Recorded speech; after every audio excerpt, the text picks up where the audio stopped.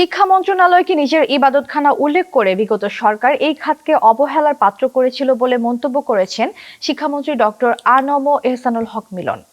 সেই সাথে ছাত্র, শিক্ষক কিংবা অভিভাবক নয়, সদিচ্ছার অভাবেই শিক্ষা খাতকে ধ্বংস করা হয়েছে বলে অভিযোগ করে। বিগত সরকারের মন্ত্রীসহ দায়িত্বরতদেরই দায় নিতে হবে বলেও জানান শিক্ষামন্ত্রী। মোহাম্মদ শাহজালাল ভুঁইয়া উজ্জ্বলের তথ্যচিত্রে বিস্তারিত।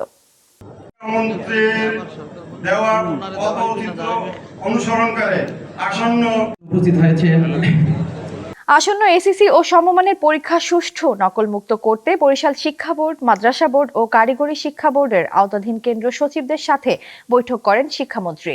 জেলা শিল্পকলা একাডেমিতে প্রধান অতিথির বক্তব্যে দুপুরে শিক্ষামন্ত্রী বলেন, তাদের সরকার মানসম্মত শিক্ষার দিকে সবচেয়ে বেশি গুরুত্ব দিচ্ছেন। ঘরে বা ইন্ডাস্ট্রিতে মেঘনা স্টার কেবলস, বিশুদ্ধ কপারের নিরাপদ কেবলস, আপনার নিরাপত্তার সঙ্গী। বিএনপি সরকার শিক্ষা বান্ধব সরকার।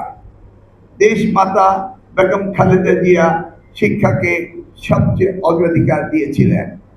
তার আগে 16 দিনের জন্য শিক্ষা মন্ত্রণালয়ের দায়িত্ব নিয়েছিলেন শহীদ রাষ্ট্রপতি জিয়াউর রহমান।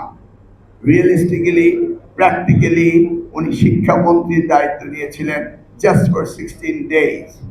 এই 16 দিনের মধ্যে বেসরকারি শিক্ষকদের 50% এমপিও এবং সরকারি টাকা বিতরণ হবে।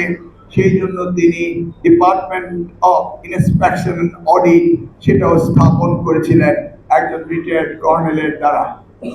বাংলাদেশে শিক্ষার যাত্রা শুরু হয় শহীদ রাষ্ট্রপতি জিয়া রহমান থেকে এবং তারই ধারাবাহিকতায় 1991 সালে দেশমাতা প্রধানমন্ত্রী হওয়ার পরে শিক্ষার ব্যাপক পরিবর্তন আসে।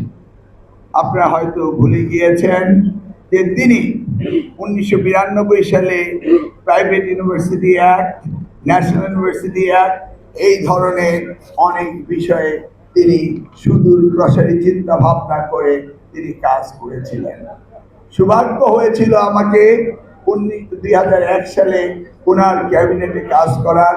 যেমনিভাবে আমার ছাত্র জীবনের ছাত্র রাজনীতি শুরু হয় শহীদ রাষ্ট্রপতি জিয়া রহমানের সময়ে এবং ছাত্র দলের কনিষ্ঠতম সদস্য, কেন্দ্রীয় কমিটির 21 সদস্য বিশিষ্ট কমিটির সদস্য হয়েছিলাম ঢাকা বিশ্ববিদ্যালয়ের রসায়নের ছাত্র হিসেবে শহীদ জিয়ার হাতে। শিক্ষা খাতের অভাব অনটন দূর করতে আগামী বাজেটে জিডিপির 5% বরাদ্দ রাখার পরিকল্পনা রয়েছে বলেন শিক্ষামন্ত্রী। আজকের প্রধানমন্ত্রীর পিতার সাথে রাজনীতি করেছি, আজকের প্রধানমন্ত্রীর মাতার সাথে রাজনীতি করেছি, আজকের প্রধানমন্ত্রীর সাথে আমি রাজনীতি করেছি।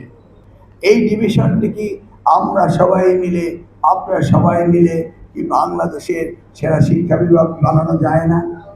নিশ্চয়ই যায়।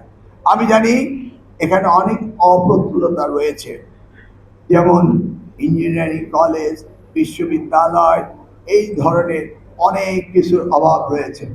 আমি এটাও নিশ্চিত করতে পারি যে বর্তমান সরকার এই অভাব অনটন দূরীকরণের জন্য আমাদের এজেন্ডায় রয়েছে যে ক্রমান্বয়ে জিডিপি 5% বাড়িয়ে দেওয়া হবে। শিক্ষা মন্ত্রণালয়ে যেই কমিটমেন্ট বিগত কোনো সরকারই করতে পারেনি। অভিন্ন প্রশ্নপত্রে পরীক্ষা নেবার কথা উল্লেখ করে অনিয়মকারীদের বিরুদ্ধে ব্যবস্থা নিতে আইন পরিবর্তন করে যুগোপযোগী করার উদ্যোগের কথাও জানান শিক্ষামন্ত্রী মিলন। এতক্ষণ আপনাদের সাথে ছিলাম তামান্না ইসলাম তন্নি। প্রতিদিনের নিউজ আপডেট পেতে আমাদের সাথেই থাকুন।